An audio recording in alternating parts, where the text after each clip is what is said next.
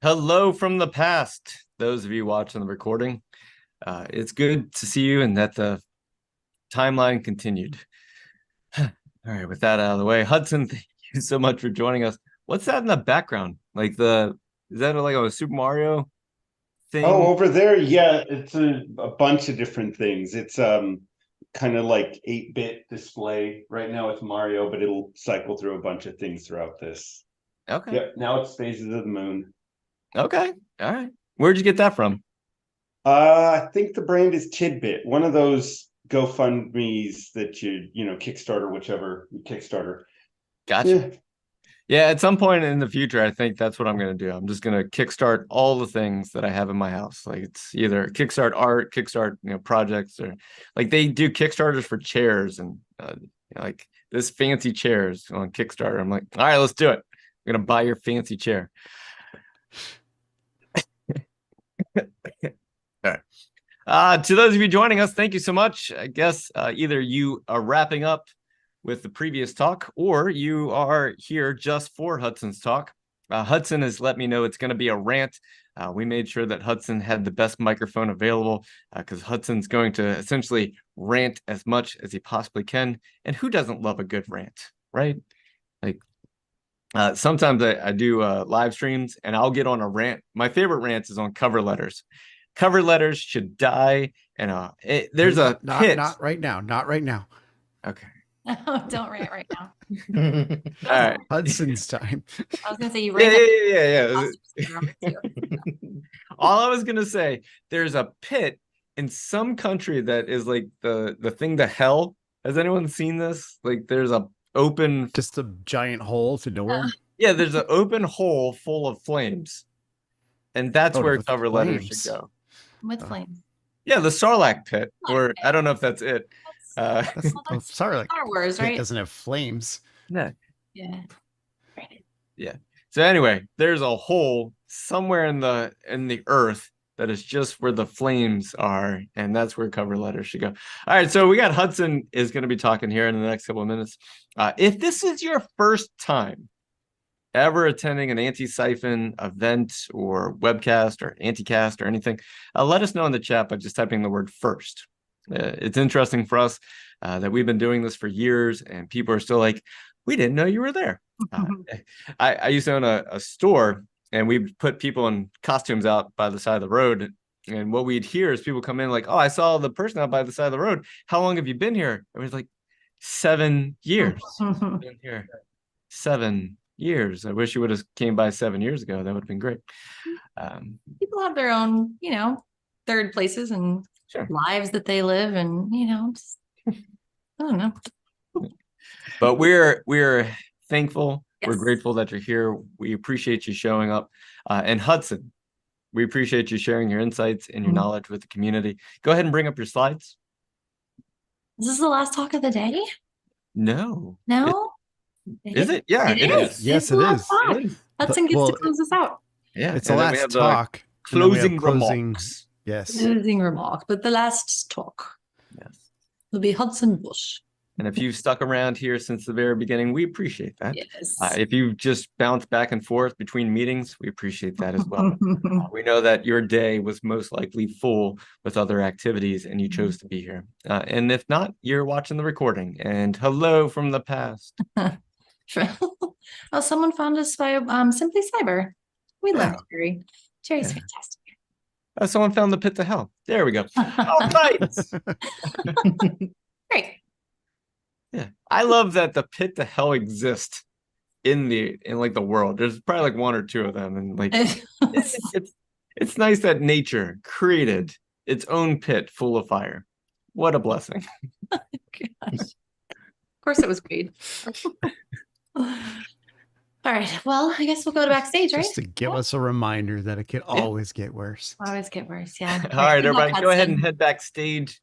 Thank you so much for joining for the pre-show of this talk. All right, Hudson, it is all yours. You're going to talk about value reduced reselling when VARs cease to add value. We appreciate you sharing your knowledge and your insights with the community. I'll be backstage if you need anything at any time. If you wrap early, I'll jump in for Q&A. If you go all the way to the end, then I'll just jump in and be like, and that's enough, Hudson. All right, so it's all yours. Thank you so much for being here. So like Jason said, this is an angry rant. The reality is this name came out of an angry rant. VAR was doing some shady things, and I went on a rant and said value reduced reselling, and it stuck. So I'm going to go through definitions. You may not know what a VAR is. You may not know about the sales space at all. You may know it quite a bit. But chances are you've interacted with some of these shady companies. One of the interesting things to me about this whole concept of snake oil is that, like we've talked about it today, it's been covered what the definitions are, but we all kind of have a different concept in our head. And when I hear snake oil, immediately I went, vendors doing shady things. So this may not exactly be snake oil in the, making promises that they can't fully, that the solution isn't really the solution for. It's not one of those cocaine has value, which is my all-time favorite quote from today. But this is still vendors doing shady shit. So quickly, who am I? I live in Chattanooga, Tennessee, had 3 kids, happily married. I work at Dragos, but I want to make it very clear that nothing I am talking about today represents Dragos at all. I'm not in a sales role at Dragos. I am an internal security person.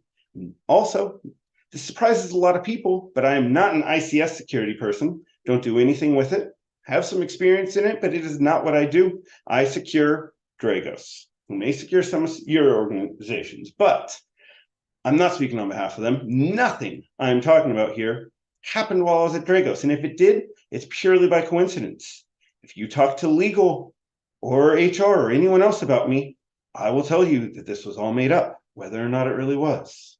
So on to a bit of my angry rant. Okay, definitions. You can screenshot this, but it's mostly a nonsense slide because these terms are kind of clear.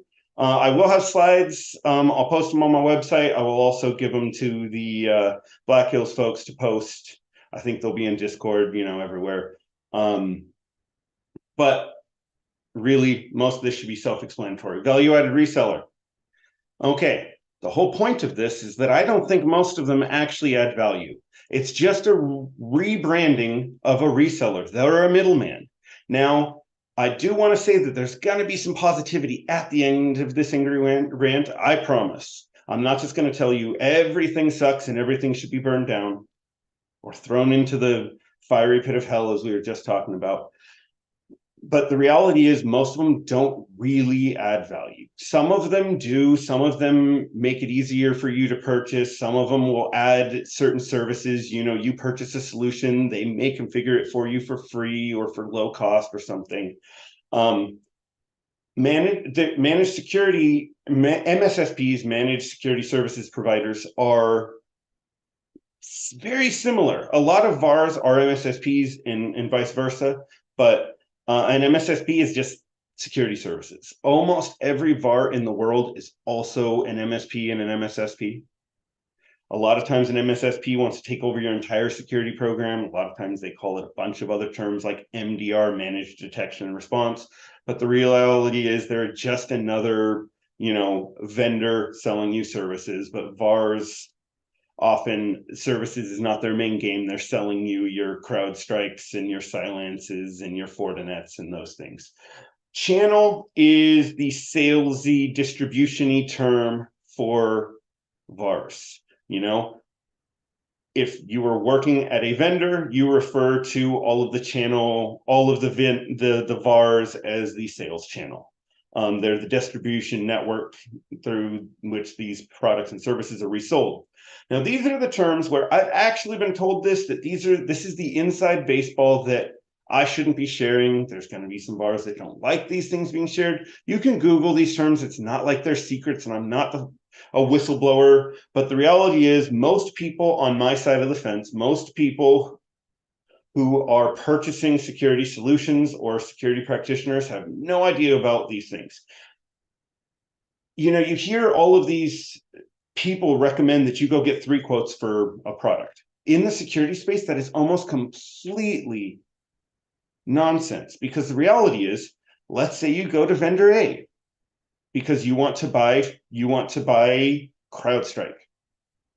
Vendor A gets documented as the preferred partner. They get deal registration. They're the only one who can get you a good price. Everyone else is going to be 5, 10, 20, 25% higher. And you're always surprised. Why is that? Well, that's because they came in and got deal registration, and they're going to make it seem to you like you can never switch that. Yes, you can. The reality is, CrowdStrike in that example, I don't know why I'm stuck on them, but CrowdStrike in that example does not want to lose you as a customer. And if you got stuck with a VAR that you hate, you can switch. You absolutely can. Some vendors, proof point, really make it difficult, really make you stick with their preferred partner, but just say, fine, I'll go find someone else that'll let me buy through my preferred partner, and you can absolutely do that. I'm going to talk and give my whole, a whole rant about some of my shady experiences and some of the things I hate. And go into it. Most of it revolves around deal registration. Deal registration is so, I get why it happens. I get why a VAR doesn't want to be sold out from under them, but from our perspective, it's so opaque. You don't even know who the deal registration is. Sometimes someone claims deal registration and you've never talked to them. You may not know who they are. One of the biggest things that I want to talk about here is, like, don't be stuck with idiots in a VAR and a partner that you hate. The reality is there are great VARs out there. There are people like, personally, I love GuidePoint. We are working with a woman named Julia Reamer there, who is one of the best people in this entire industry. She has saved me thousands of hours in reselling, in purchasing and procuring and all of these things. But I have also had hundreds of hours of my time added to by stupid VARs and stupid vendors. So I do want to make it very clear, there are good ones out there. I can recommend some good ones to you. I just name dropped, but also, like, you can write me and I will, off the record, give you names. But do not get stuck with someone you hate working with. Don't give a VAR money just because you have been. Find a partner that works with you, that makes your life easier, that makes your procurement process easier. And so the last term here, value reduced reselling, is not a thing. I made it up. You're free to use it. But the reality is, I think it pretty accurately describes a lot of these vendors. There are some that I've worked with, and I'm not going to name names. The reality is, these are people, we talked about this in a couple of sessions ago in the phishing talk. The reality is, I think we lose a lot of our humanity in this industry. A lot of times I think we think of, even attackers are not real people, users are not real people, vendors are not real people. These are people. This industry is just people trying to attack us. We're trying to stop them from attacking us. We're buying things. People are trying to make money. The reality is, I'm not going to name any names, because that salesman doing shady stuff, they just wanted to make that sale because they just wanted to feed their kids, So I'm not jumping into that. There are some cases where I may name some shady overall practices, but most of these come down to one or two shady people at a vendor that may not be indicative of the entire vendor. So not doing that. Does say something. Why is that allowed to exist? But I'm not getting into that. So story time. Nothing on this slide, but let me tell you the story of why I even thought to write this talk. We were doing a demo of a popular cloud provider. Okay. Now, a popular CSPM, let's say, and the whole conversation around how we even got that invite was probably shady, but I'll ignore that. But someone that we had bought one thing from maybe 6 years ago before I started somehow got deal registration, and I have already told them I'm working with GuidePoint. They're saying, no, you got to buy through vendor B. No, I'm not going to. Well, you have to do this, you have to prove this. They're having me jump through all of these hoops. I haven't even bought anything yet. And I write leadership in the company, I write multiple people, and I say, no, I am not working with your preferred partner. I am working with Julia because she has made my life easier. I know her. We already have the contracts in place. We already have these things. The reality is I'm not switching. What happens 45 seconds after I send that email, I get a call. I don't know how this guy has my number. I get a call from the guy at that VAR asking me why I'd say such mean things about them. Not mean things. I don't know you, dude. Never worked with you. I owe you nothing. But he calls me on my phone. Okay. So now I make it a personal vendetta to make sure that one thing that we're buying from them, that we've just been buying from them for 6 years, we're not doing that anymore. Because why are you calling my phone? Why'd you OSINT me? Why'd you do that? That's not cool. I already said I don't want to work with you. But I also don't love that the company forwarded that email. But the reality is, like, these are intimidation tactics. These are desperate people. Do not fall into sunk cost. Well, I've worked with this person so long, or they already have dual registration, or this might slow things down. Work with the people you want to work with. You can buy direct. I know they don't make you seem like you could, but if you wanted to buy CrowdStrike direct, you can. I've done it. So if you hate your VAR, go back. It's hard to do. It's hard to swing. But be adamant, be petty. Do not let these shady sales practices become norm. Do not tolerate these things. We are going through a practice of consolidating all of our VARs to one, and consolidating all our contracts to one VAR. And I will talk in a couple slides about why that's valuable, what you can get out of that. But the reality is, I actually want to stop for a second and say I am not a shill. I'm not getting paid for this. I've said GuidePoint a few times, but the reality is there are plenty of good VARs out there. I'm just talking from my experience, okay? But so to this story at hand, so we're switching with one of our established contracts that we've had for a while. We're switching from a VAR that I don't care for, never cared for, one of the really big ones starting with the C, moving to my preferred one, who I've already shared the name of, probably won't repeat them again. So I don't seem redundant and a shill, but we're trying to switch, and they make multiple layers of my leadership email them, not just the vendor, but that I'm trying to buy from, but the VAR. Multiple emails proving why I'm switching. I have to write a whole thing about why I want to switch and why this partner is not valuable enough to me. And it takes me 2.5 months to switch over.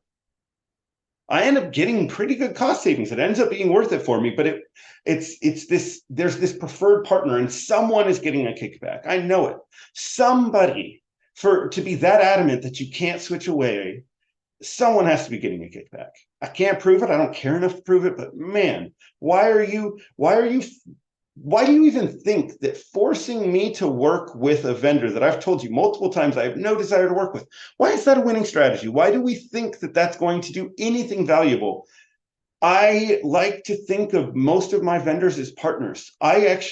Sometimes the product's good enough, but they're not partnering. We are a small team at Dragos. We have 3 people on the security team, 3 practitioners. We do not have time to be going through nonsense. I want partners who are there on the journey with us. So we have dropped people just because they are not partnering with us. So I'm absolutely going to consider that. If you sit there and try and force me to work with someone I've told you over and over and over again that I don't want to work with, I'm going to be petty about it. I promise. So defense strategies. These are your security controls against VARs. I have beat this horse to death, but be willing to change VARs. We as humans get so stuck in this sunk cost fallacy. Oh, I've put so much time in this relationship, or they already have. No, if you're not getting value out of your value added reseller, cut them, drop them, find someone else. This second point is the key to me, though, is establish open communication. There are so many things that you generally would not share with salespeople. I generally would not tell a salesperson my exact budget item, when exactly I want to purchase, because then it ends up on their forecast. The name of the person who has to approve some of these things. But if you have a VAR that you trust, you can share them these things and they can make the whole sales process easier. The reality is, we can have a pretty slow procurement process where I work. And I have multiple times been an idiot and said, oh, we're going to buy this in Q1, Q2, whichever. And our VAR rep has stepped in and said, hey, just want to let you know, Dragos is usually a little slow. So let's put that on your forecast in Q2 instead of Q1, like Hudson told you to do. Things like that, saving me from having to get those frantic calls that we've all gotten. Hey, that deal is expiring in 2 days. I'm going to hound you 7 times over the next 2 days because somehow that's going to make you purchase. And a lot of those stupid calls that you get have been completely avoided from me because I just say, hey, we're working with GuidePoint, call them. I just forward all of my cold sales emails to my VAR rep. Just flat out, I don't deal with them. I just forward them, and you know what? You can deal with it. There's a lot of things like finding new products. That takes a lot of time. You know what? I get so many products suggested to me by VARs. I get them to talk to me about why not to go through something. There's, why not to go with a vendor, all these things, all this snake oil that we've talked about today. I've heard a lot of these things. These VARs are companies that are only reselling products. They know where the snake oil is. They can actually be one of the biggest snake oil detectors. There was a company that I thought I really liked. Their marketing was really good. And I sat for a demo. And afterwards, the VAR team was like, yeah, I was really surprised you liked them. They're completely snake oil. They're not a good product, but their marketing's good. So it was one of those things where, like, hey, listening to my partner could have saved me an hour of a stupid demo call. But open communication, the thing is, if you share all the things you're trying to purchase in the next year, they can help you create your budget. I treat our VAR as if she is on our team. She's our head of procurement for security. And I share all sorts of information. And it pays dividends because these are all things that I don't fully have to worry about in these vendor conversations. She can make sure those things are being communicated and she can juggle those, and that, it makes a ton of sense. This last point, I think this is important. I really, as much as I do like a good angry rant, I've talked about how I'm petty. Ultimately, funny enough, I do like avoiding conflict. I hate getting those last minute frantic calls. So I do a lot to understand sales cycles and forecasts. The reality is most of us probably don't know this, but so you call a Proofpoint, CrowdStrike, and say, I want to buy your solution. I think it'll take me about 6 months to buy it. They're going to put it on their forecast for that quarter. And that is what they're going to report to investors. And that's what they're going to have in their metrics, that you're going to spend $1 million with them on that date. And if they don't, then they have missed their sales forecast if you don't make that sale. So, it makes me think twice about sharing a date or a budget item, a budget number with these vendors, because I know that's just going to make them that more eager. So to me, I think it's really important to understand those cycles, to know how sales works. But if you don't want to, rely on your VAR, communicate with them, establish a cadence. The reality is, I've worked so many places where you don't have a VAR strategy and you end up with, buying a little bit from CDW and from Optiv and from, suddenly you bought from 6 different people and you're getting no value out of them, even though they're value-added resellers. And it gets you nowhere. You don't have a cadence. You don't have anything. You consolidate and you work through one. It can actually be so beneficial having a weekly or monthly or however often cadence where you're walking through these things. You're not getting caught by surprises. You're doing renewals early. Everything goes through one person. And it can just really, those open bylines of communication can be so beneficial. All right. So this ended up not being as angry as I thought. So I was going to try and do most of the positivity at the back end, but I sprinkled some in the middle. But I want to talk about why you'd even use a VAR. The reality is a lot of them can suck. A lot of them are really just reselling and they're just focusing on bulk. So why would you work with one? I think you should. I think that finding a good partner A partner, like someone who really does partner with you, not just gets their 3% markup or 10% markup and moves on. A good partner can be so beneficial. A lot of times you can negotiate a standard margin. You can negotiate a 3-5% margin that you get across the board.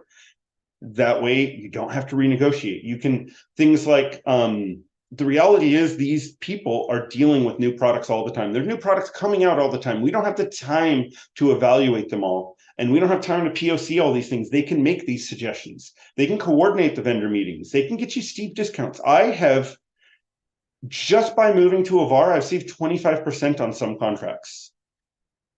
For companies that when I talk to them directly, they said, no, we don't do discounts. But I go through a VAR, suddenly save 25%, save $10,000, $15,000.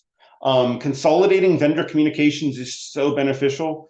We have quite a few vendors, and I drop balls all the time, but having a lot of those funneled through one person can be so beneficial. You know, you make sure you're not dropping balls. Honestly, like I said, I hate conflict. I don't like doing these, like, let's say you do a POC with 3 companies. I don't like being the bearer of bad news saying, hey, you know what? I know you put it on your forecast, but no, we're not actually buying it. So you didn't meet your quota. You know, things like that. It shouldn't irk me, but it does. I don't like that. Well, luckily, I have someone whose job is fairly to do that. So those tough conversations, I get to outsource.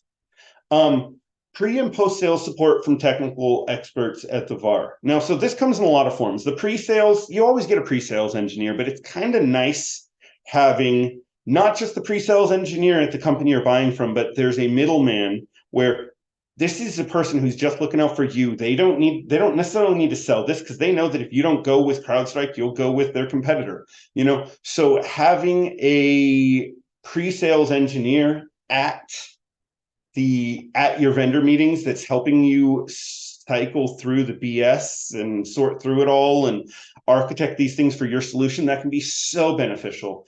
And post sales, you know, a lot of VARs will add in free services or very discounted services, or if you spend $100,000, we give you this many hours of services. So if you're like us, small team, don't have enough time to necessarily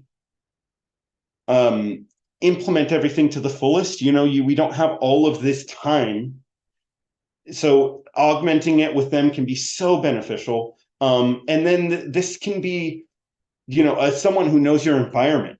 You know, a lot of times the same person who just helped you implement your SIEM is the person helping you tweak your EDR. And it's a single consultant instead of your SA or your TAM at your SIEM provider or your EDR that's only working on this product. You know, the reality is there's a benefit of someone who knows your whole environment and can think holistically, you know, and there are just so many benefits that I've seen in that. And, you know, we're a startup. Procurement processes are not always streamlined.